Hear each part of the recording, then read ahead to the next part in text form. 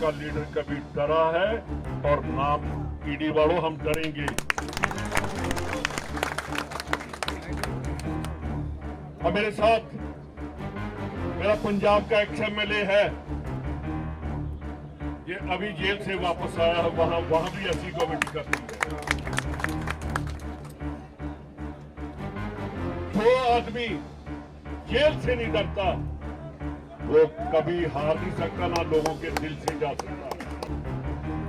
करीबन 850 उस time ED के रेड हुए और चालान पेश जो हुए 93% चालान पेश कर दिए थे।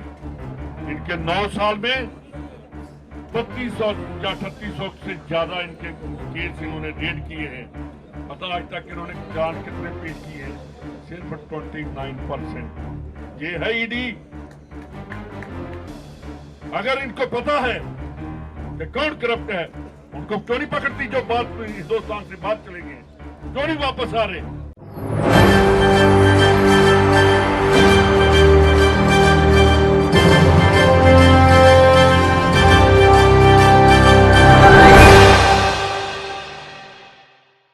नमस्कार, मैं दौलत शर्मा और आप देखना शुरू कर चुके हैं SPN 9 न्यूज। लगातार यहां पर राजस्थान विधानसभा चुनाव से पहले ईडी की रेड देखने को मिल रही है। यहां पर गहलोत और गहलोत के मंत्रियों पर बड़ा संकट जो है आ चुका है। ओम प्रकाश हुड्डा समेत कई नेता यहां पर ऐसे हैं जिनके ठिकानों पर, होटलों पर और कई जगह छापेमारी हुई है और इसको पूरी तरीके से राजनीति से प्रेरित जो है यहाँ पर बताया जा रहा है। और इसी पूरे मामले पर सुखजिंदर सिंह यहाँ पर बोलते हुए नजर आए और बीजेपी के ऊपर उन्होंने कई बड़े हमले करे। वो ये कहते हुए नजर आए ये कांग्रेस जो है इन कार्रवाइयों से डरने वाली नहीं है। और यहाँ पे बताया कि आप राजनीति के मुद्दे ढूंढिए, आप यहाँ पर विपक्षी पार्टियों के ऊपर जो है ईडी पर वार मत कीजिए। और कहा गया कि यहाँ पर ईडी जो है बीजेपी के कहने पर चल रही है। आइए सबसे पहले आपको सुनाते हैं कि इस पूरे मामले पर सुखजिंदर क्या कहते हैं। आप अंदर खड़े हो, नोट कर लो, कल हम 5 गारंटी देंगे, परसों भी आपका वेट करेंगे। जिंदाबाद जिंदाबाद कांग्रेस पार्टी जिंदाबाद जिंदाबाद जिंदाबाद। हमारी अध्यक्ष देखो कि कहीं बीजेपी के लीडरों को जवाब देने के लिए हमारे पास एक ही शेर दी।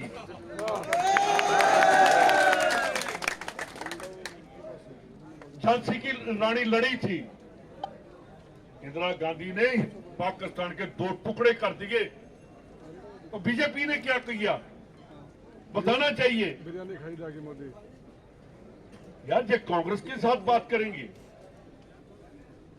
मैं इनको याद दिलवाना चाहता हूं कि ना कांग्रेस का लीडर कभी डरा है और ना ईडी वालों हम डरेंगे। और मेरे साथ मेरा पंजाब का एक्स एमएलए है, ये अभी जेल से वापस आया है, वहां भी ऐसी कमेटी करती है। जो आदमी जेल से नहीं डरता वो कभी हार नहीं सकता, ना लोगों के दिल से जा सकता। जो डर गया सो मर गया। ये बीजेपी वाले डरते हैं, कांग्रेस कभी नहीं डरेगी।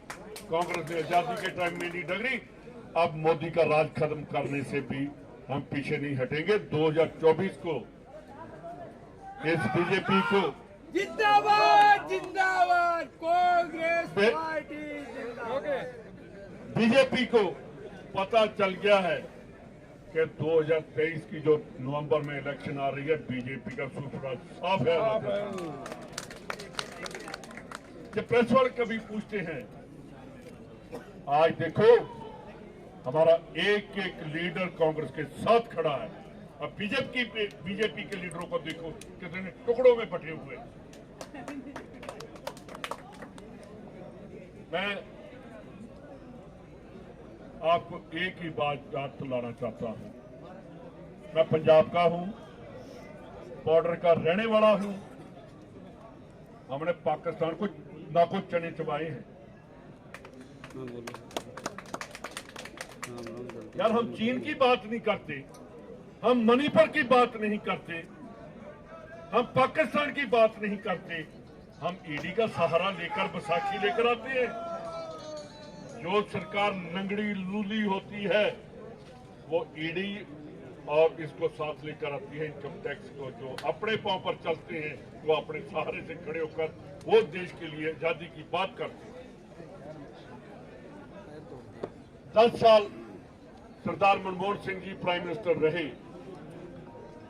करीबन 850 उस टाइम ईडी के रेड हुए और चालान पेश जो हुए 93% चालान पेश कर दिए थे। इनके 9 साल में 3200 या 3800 से ज्यादा इनके केस इन्होंने रेड किए हैं। पता आज तक इन्होंने चालान कितने पेश किए हैं? सिर्फ 29%। ये है ईडी। अगर इनको पता है कि कौन करप्ट है, उनको क्यों नहीं पकड़ती? जो बात हिंदुस्तान से बात चले गए, क्यों नहीं वापस आ रहे?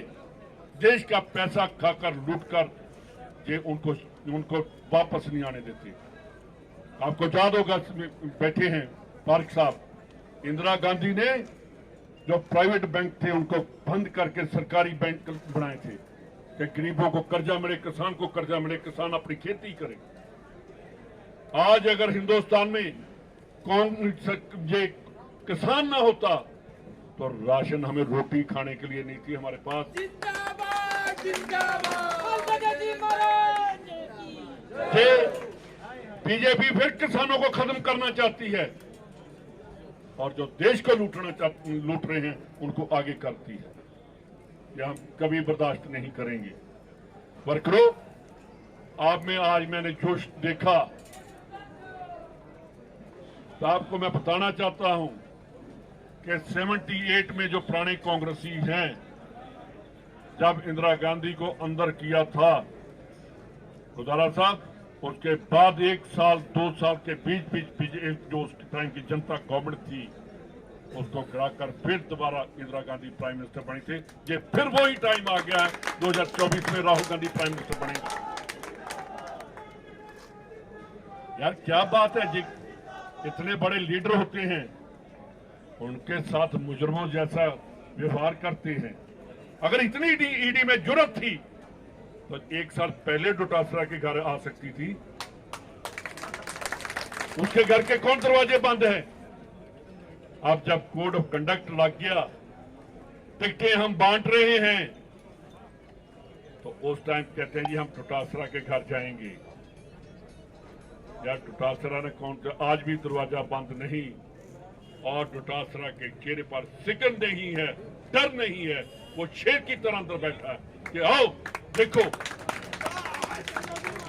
जो चोर हैं, जो चोर होते हैं वो डरते हैं, जो शेर होते हैं वो शिकार करते हैं, वो डरते नहीं।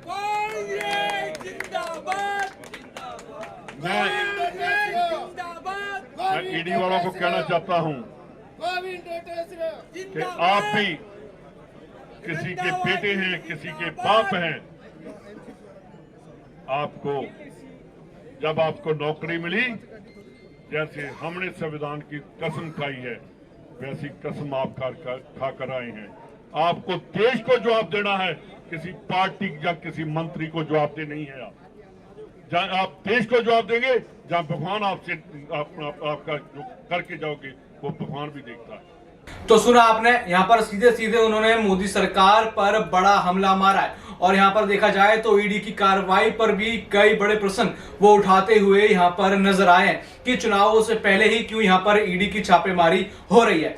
आपको बता दें, यहाँ पर गहलोत के मंत्रियों के साथ साथ अशोक गहलोत के बेटे वैभव गहलोत को भी ईडी ने 12 साल पुराने केस में यहाँ पर समन जो है भेजा है, जिसको लेकर लगातार अब यहाँ पर सवाल उठ रहे हैं। हालांकि आज उनकी सुनवाई टल गई और ये सुनवाई अब 31 अक्टूबर को होनी है, लेकिन लगातार देखा जाए तो इसके ऊपर राजनीति गरमाई हुई है। यहाँ पर आपने सुना कि सुखजिंदर यहाँ क्या कहते हुए नजर आए। यहाँ पर सचिन पायलट ने भी अपने बयान जो है इस पूरी ईडी की कार्रवाई को लेकर दी और लगातार राजस्थान की जो राजनीति है इस ईडी के मामले के इर्द गिर्द घूम रही है और लगातार कांग्रेस नेताओं की प्रतिक्रिया यहाँ पर बीजेपी पर हमला बोलती हुई नजर यहाँ पर आ रही है। बाकी और भी ऐसी खबरों को जानने के लिए देखते रहिए SPN9 न्यूज। धन्यवाद।